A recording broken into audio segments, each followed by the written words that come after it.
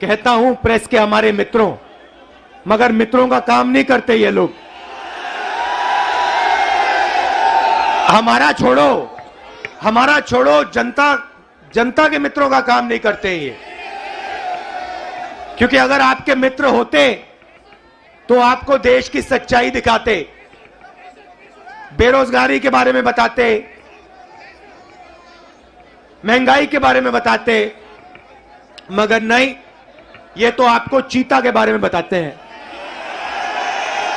देखो देखो, अफ्रीका से 4 चीता आए हैं, देखो जंगल में घूम रहे हैं। देखो, ये भी सवाल पूछा कि क्या चीता हिरण को मारेगा या नहीं। मतलब अफ्रीका का चीता हिंदुस्तान में आकर हिरण को मारना भूल जाएगा।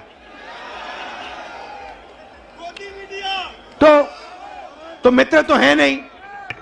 अच्छा, मीडिया बात नहीं उठाती जनता की, तो हमने सोचा पार्लियामेंट में भाषण करो। डिमोनेटाइजेशन, नोटबंदी के बारे में भाषण करने की कोशिश की, गलत जीएसटी के बारे में बोलने की कोशिश की। जो हम जमीन अधिग्रहण कानून लाए थे, जब नरेंद्र मोदी जी ने उसको रद्द करने की कोशिश की, हमने पार्लियामेंट हाउस में बोलने की कोशिश की, वहां पे माइक ऑफ कर देते हैं। देखो ऐसे माइक ऑफ, जो बोलना बोलो। हेलो, नमस्कार, कैसे हो। तो एक तरफ मीडिया बात नहीं उठाती, दूसरे तरफ माइक ऑफ कर देते हैं। तो हमने सोचा चलो जनता के साथ कन्याकुमारी से कश्मीर चलकर जनता से बातचीत करें, जनता की आवाज सुने और जनता के दिल में जो है वो रखें। 3000 किलोमीटर हो गए, कन्याकुमारी से शुरू किया। कम नहीं होता भाइयों और बहनों, आप ये मत सोचो कि 3000 किलोमीटर कम होता है, कम नहीं होता है। 110 दिन हो गए, मगर अजीब सी बात है, थकान नहीं है। आप देखिए, मेरा चेहरा देखिए, कोई थकान नहीं है। लोग पूछ रहे टी शर्ट में कैसे चल रहे हो। ना थकान है, ना ठंड लग रही है मुझे। अब मैं क्या बोलूं।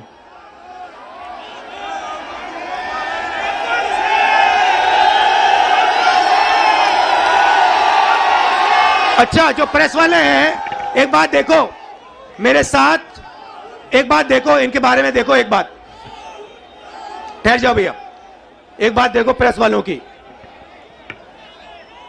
मैं यात्रा में चल रहा हूं, मैं टी शर्ट में हूं, मेरे साथ किसान के गरीब बच्चे चलते हैं, वो फटी शर्ट में होते हैं, उनकी पूरी टी शर्ट भी नहीं होती।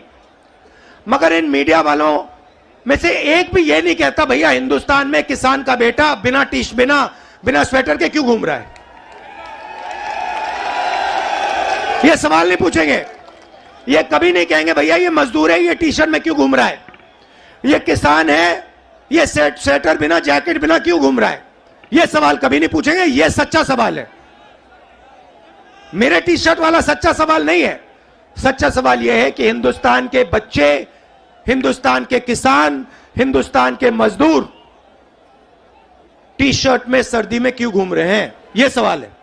मगर यह कभी नहीं पूछेंगे, क्योंकि भाइयों और बहनों ये आपके नहीं हैं।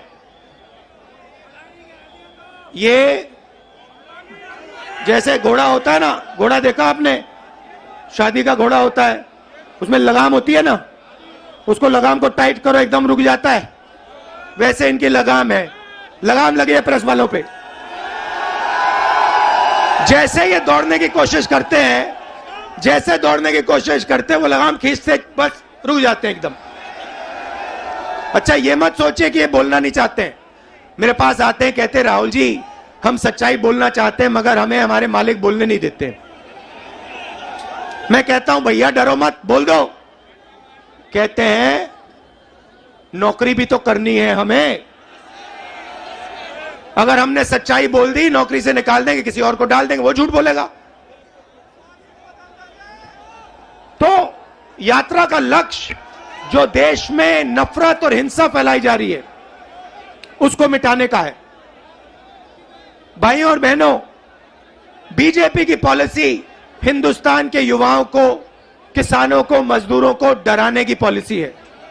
नोटबंदी, गलत जीएसटी, कोविड के समय जो इन्होंने किया, ये सारी की सारी पॉलिसियां किसान को, मजदूर को डराने के लिए है। क्योंकि ये जानते हैं जब ये डर फैलाते हैं उस डर को नफरत में बदलना बहुत आसान होता है। ये इनका काम है। जनता को डराओ, किसान को डराओ, मजदूर को डराओ, युवा को डराओ और उसके डर को नफरत में बदल दो। डरो मत।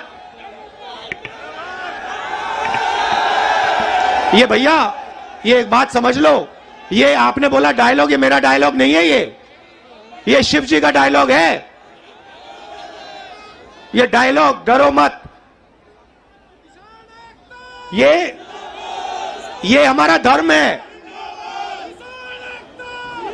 अब देखिए, ये करोड़ों लोग, करोड़ों रुपए का, लाखों करोड़ों रुपए का अरबपतियों का कर्जा माफ कर देंगे। लाखों करोड़ रुपए 1 मिनट में माफ कर देंगे। और किसान भूखा मर जाए उसका कर्जा ये माफ नहीं कर सकते, कभी नहीं कर सकते। आप यूपी के, बाकी हिंदुस्तान के किसान हमारे पास आए थे, यूपीए की सरकार थी। आपने कहा हमारा माफ करो। 10 दिन में हमने 70,000 करोड़ रुपए, 72,000 करोड़ रुपए माफ कर दिया था। मजदूरों के लिए, गरीबों के लिए मनरेगा, भोजन का अधिकार, किसानों के लिए कर्जा माफ। तो हम डर को मिटाने की राजनीति करते हैं क्योंकि हम जानते हैं अगर ये देश डर जाएगा इस देश का फायदा नहीं होगा। अगर नफरत फैल जाएगी इस देश का फायदा नहीं होगा। भाइयों और बहनों, दो और मुद्दे हैं यात्रा के। एक है महंगाई, और मैं आपसे पूछना चाहता हूं, प्रधानमंत्री जी आते थे जब यूपीए की सरकार थी, कहते थे गैस सिलेंडर 400 रुपए का हो गया है। 400 रुपए का गैस सिलेंडर हो गया। भाइयों बहनों, आज कितने का है? मगर आज प्रधानमंत्री नहीं आते, आज आकर नहीं कहते कि भैया 1100 का हो गया। अच्छा, एक और सवाल है भैया, ये जो 1100 और 400 रुपए का फर्क है, ये किसके जेब में जा रहा है? ये किसी ना किसी के जेब में तो जा रहा है ना। मतलब ये आसमान में तो नहीं गायब हो रहा। तो याद रखिए, ये नरेंद्र मोदी जी के जो खास मित्र हैं, 3-4 खास मित्र हैं, ये जो आपके गैस सिलेंडर का पैसा आपके जेब में से निकाला जा रहा है, उनकी जेब में जा रहा है। अच्छा भाइयों और बहनों, पेट्रोल का क्या दाम हुआ करता था यूपीए के समय? 60 रुपए। आज क्या है? 100।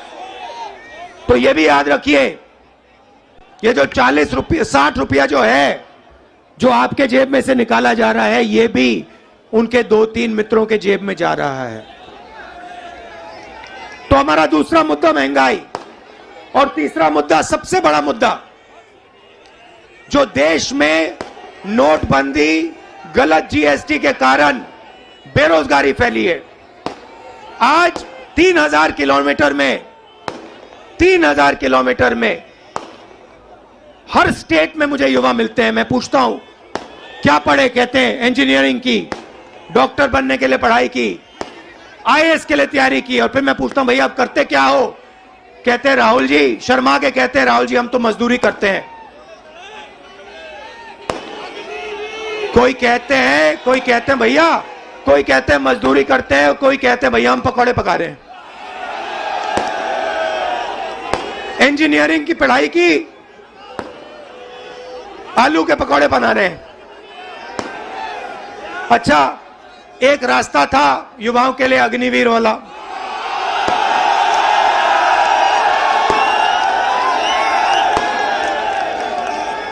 उसमें क्या था? सुबह युवा उठते थे, 4 बजे उठते थे, दौड़ते थे।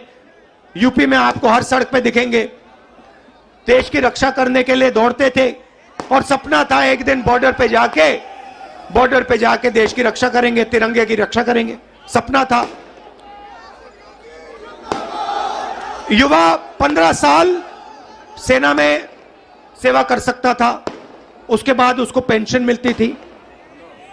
नरेंद्र मोदी जी ने कहा नहीं भाई, ये 15 साल वाली बात छोड़ो, पेंशन वाली बात छोड़ो, ऐसे करते हैं 6 महीने ट्रेनिंग करो,